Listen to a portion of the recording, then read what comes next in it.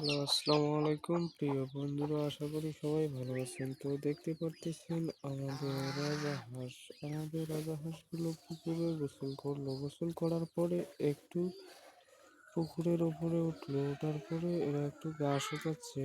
তো আশা করি সকলেই দেখতে পারতেছেন আমার চ্যানেল থেকে, আর কে রানা ইউটিউব চ্যানেল। তো আশা করি সবাই সাবস্ক্রাইব করে পাশেই থাকবেন। তো আপনাদেরকে নতুন নতুন ভিডিও দেওয়ার জন্য অবশ্যই চেষ্টা করব।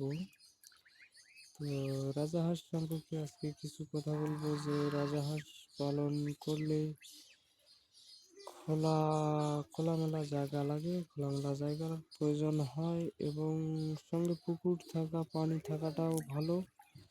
তো পানি থাকলে এরা এই সময় এভাবে গোসল করতে পারে, গোসল করে ফ্রেশ হইতে পারে, এবং কম খরচেই পালন করা সম্ভব যদি এদেরকে ঘাস খাওয়ানো হয়। তো খরচ কম, আয় বেশি।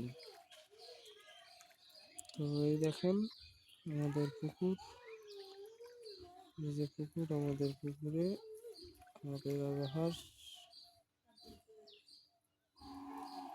সুন্দরভাবে গোসল করছে।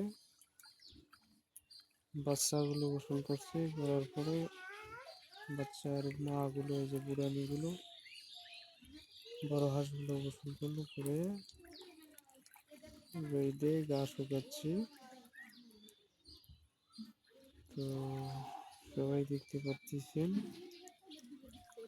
চ্যানেলটা সাবস্ক্রাইব করে সবাই পাশে থাকবেন।